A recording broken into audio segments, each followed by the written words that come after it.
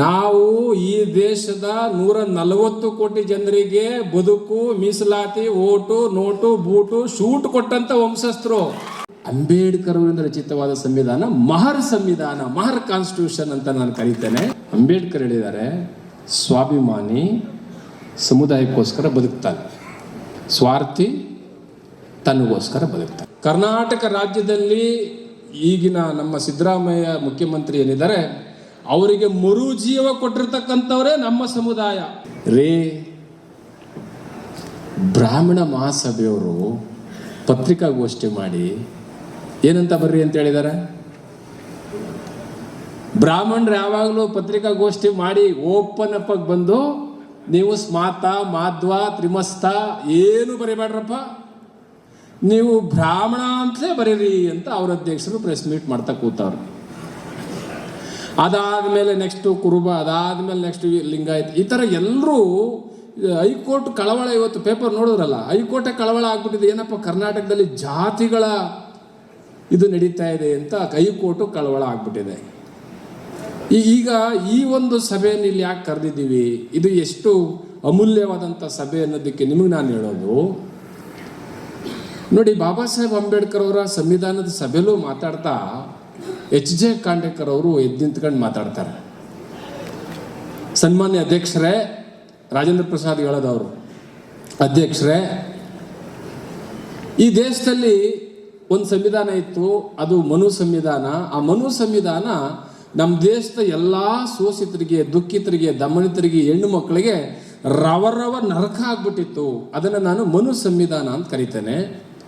ಇನ್ನೊಂದು ಇವತ್ತು ಜಾರಿ ಆಗ್ತಾ ಇದೆ ಸಂವಿಧಾನ, ಇದು ಅಂಬೇಡ್ಕರ್ ಅವರಿಂದ ರಚಿತವಾದ ಸಂವಿಧಾನ ಮಹರ್ ಸಂವಿಧಾನ, ಮಹರ್ ಕಾನ್ಸ್ಟಿಟ್ಯೂಷನ್ ಅಂತ ನಾನು ಕರಿತೇನೆ. We say the Manu constitution and Mahar constitution. ಇದು ಸಂವಿಧಾನ ಸಭೆ ದಾಖಲೆ ಇರೋದು.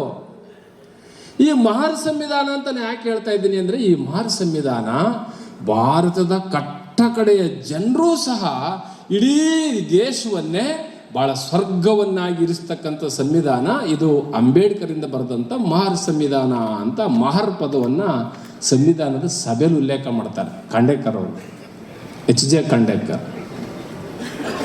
ಈ ಮಹರ್ ಅನ್ನೋದು ಇಡೀ ನೀವು ಮಹಾರಾಷ್ಟ್ರ ಆಗಿರ್ಬೋದು ಅಥವಾ ರಾಜ್ಯದ ಅಥವಾ ನಮ್ಮ ದೇಶದ ಯಾವುದೇ ಒಂದು ಮೂಲೆಗೆ ಹೋಗಿ ನೀವು ಗೂಗಲ್ಗೆ ಹೋಗಿ ಹೊಡೀರಿ, ಮಹರ್ ಅಂತ ಹೊಡೀರಿ, ಮೀನಿಂಗ್ ಆಫ್ ಮಹರ್ ಅಂತ ಹೊಡೀರಿ.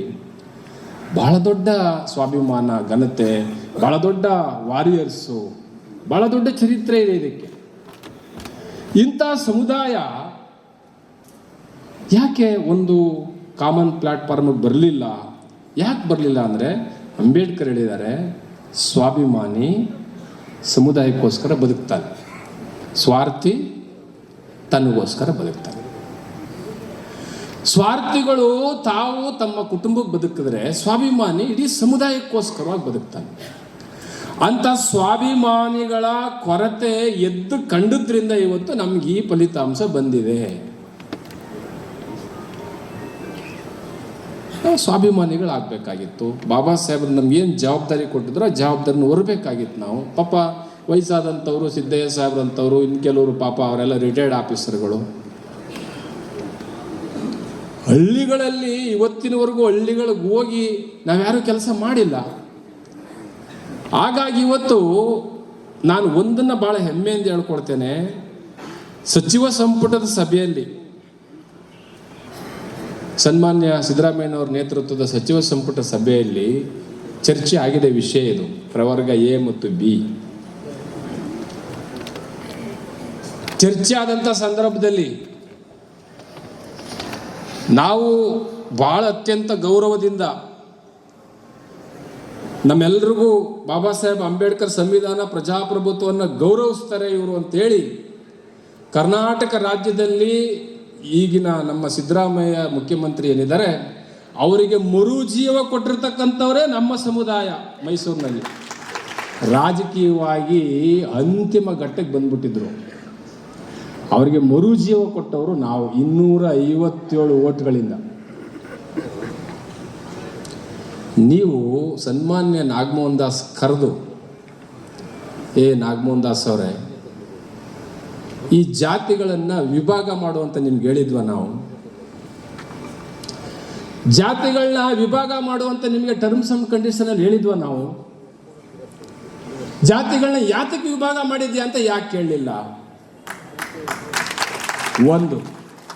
ಎರಡನೇದು, ರೋಸ್ಟರ್ನ ಬರೆದು DP ಅನ್ನೋರು ಎತ್ಕೊಂಡು ಬಂದ್ರು, ಚರ್ಚೆಗೆ ಬಂತು ಪ್ರವರ್ಗ A ಮತ್ತು B ಸಂದರ್ಭದಲ್ಲಿ. ನೀವು ಅವ್ರು ಕೊಟ್ಟಿರ್ತಕ್ಕಂಥ ವರದಿಯಲ್ಲಿರ್ತಕ್ಕಂತಹ ಅಂಕಿಅಂಶಗಳನ್ನ ನೀವೇ ಲೆಕ್ಕ ಹಾಕಿ, ಅಲ್ಲೇ ಸ್ಪಾಟಲ್ಲೇ ನೀವೇ ಲೆಕ್ಕ ಹಾಕಿ. ಆದಿ ಕರ್ನಾಟಕ, ಆದಿ ದ್ರಾವಿಡ ಅದೆಷ್ಟಿದೆ, ಛಲವಾದಿ ಎಷ್ಟಿದೆ, ನಮ್ಮ ನೆಲೆಯಲ್ಲಿ ಸೇರಿಸಿದ್ರೆ ಈಗೆಲ್ಲ ಓದಿದ್ರಿ ನೀವು. ನಾವು ನಿಮ್ಮ ವರದಿ ಪ್ರಕಾರದಲ್ಲೇ ನಾವು ಅಂಕಿಅಂಶಗಳಲ್ಲಿ ಜಾಸ್ತಿ ಇರೋದ್ರಿಂದ ಯಾಕೆ ನಮಗೆ ಪ್ರವರ್ಗ ಬೀಗ್ ಆಗ್ತಕ್ಕಂಥ ಒಂದು ಕೆಟ್ಟ ಆಲೋಚನೆ ಹೆಂಗ್ ಬಂತು?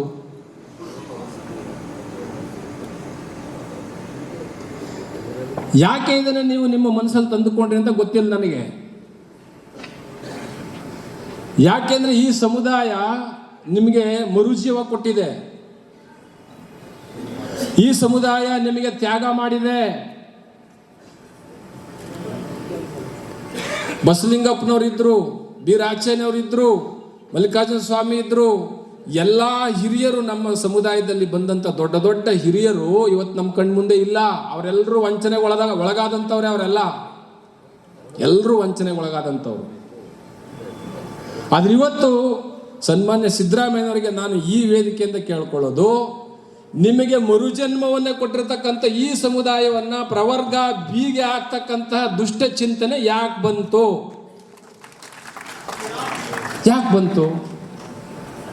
ಅಂಕಿಅಂಶಗಳು ನಿಮ್ಮೆದುರಿಗೆ ಇದೆ ಅಂದ್ರೆ ಅರ್ಥ, ಈ ಸಮುದಾಯವನ್ನು ಮಟ್ಟ ಹಾಕಬೇಕು, ಈ ಸಮುದಾಯವನ್ನು ಮುಗಿಸ್ಬೇಕು, ಈ ಸಮುದಾಯ ಕ್ಲೈಮ್ ಮಾಡ್ತಾರೆ, ಈ ಸಮುದಾಯ ಪ್ರಶ್ನೆ ಮಾಡ್ತಾರೆ, ಈ ಸಮುದಾಯ ಯಾವುದಕ್ಕೂ ತಲೆ ಬಗ್ಗೋದಿಲ್ಲ ಅಂತಕ್ಕಂಥದ್ದು ಏನಾದ್ರು ನಿಮ್ಮ ಮನಸ್ಸಲ್ಲಿ ಇಟ್ಟುಕೊಂಡು ಈ ಸಮುದಾಯನ ಮುಗಿಸ್ಬೇಕು ಅಂತ ಆಲೋಚನೆ ಮಾಡಿದ್ದೀರಾ? ಈಗಾಗಲೇ ಮುಗಿಸಾಯಿತು ಬಸಲಿಂಗಪ್ಪನವ್ರನ್ನ, ಈಗಾಗಲೇ ನಮ್ಮ ಮಲ್ಲಿಕಾರ್ಜುನ ಸ್ವಾಮಿ, ಬಿ ರಾಚಯ್ಯನವರು, ಒಬ್ರು ಇಲ್ಲ, ರಂಗನಾಥ್ ಸಾಹೇಬರು. ಇದ್ರ ಹುನ್ನಾರ ಏನು? ಇದನ್ನ ಕ್ಯಾಬಿನೆಟ್ನಲ್ಲಿ ಪ್ರಶ್ನೆ ಮಾಡಿರ್ತಕ್ಕಂಥದ್ದಿದೆ. ಪ್ರಶ್ನೆ ಮಾಡಿದವ್ರಿಗೆ ಏನು ಉತ್ತರ ಕೊಟ್ಟಿದ್ದೀರಿ ಅಂತ ನಾನು ಈ ಸಭೆಯಲ್ಲಿ ಹೇಳಕ್ಕೆ ಇಷ್ಟಪಡೋದಿಲ್ಲ. ಯಾಕೆ ಇಷ್ಟಪಡೋದಿಲ್ಲ ಅಂದರೆ, ಕೆಲವು ವಿಚಾರಗಳನ್ನು ನರೇಂದ್ರ ಸ್ವಾಮಿ ಹೇಳಿದಾಗೆ ಬುದ್ಧಿವಂತಿಕೆಯಿಂದ ನಾವು ಅದನ್ನು ಜಯಿಸಬೇಕು. ಬುದ್ಧಿವಂತಿಕೆ ಬಹಳ ಮುಖ್ಯ. ಯಾಕೆಂದರೆ ಬಾಬಾ ಸಾಹೇಬ್ ಅಂಬೇಡ್ಕರ್ ವಂಶಸ್ಥರು ಅಂದರೆ ಕೊಡೋರ್ ಕೈ ಎಲ್ಲಿರುತ್ತೆ? ಈಸ್ಕಳರ್ ಕೈ ಎಲ್ಲಿರುತ್ತೆ? ನಾವು ಈ ದೇಶದ 140 ಕೋಟಿ ಜನರಿಗೆ ಬದುಕು, ಮೀಸಲಾತಿ, ಓಟು, ನೋಟು, ಬೂಟು, ಶೂಟ್ ಕೊಟ್ಟಂತ ವಂಶಸ್ಥರು ನಾವು. ಏನು ಕೈವಟಿ ಚಾಸ್ತಕ್ಕಂಥದ್ದು ಏನು ಬೇಕಾಗಿಲ್ಲ ನಮಗೆ. ಆದರೆ ನಮ್ಮ ಅಂಕಿಅಂಶಗಳ ಪ್ರಕಾರ ನಿಮ್ಮ ಕಣ್ಣೆದುರಿಗಿದೆ.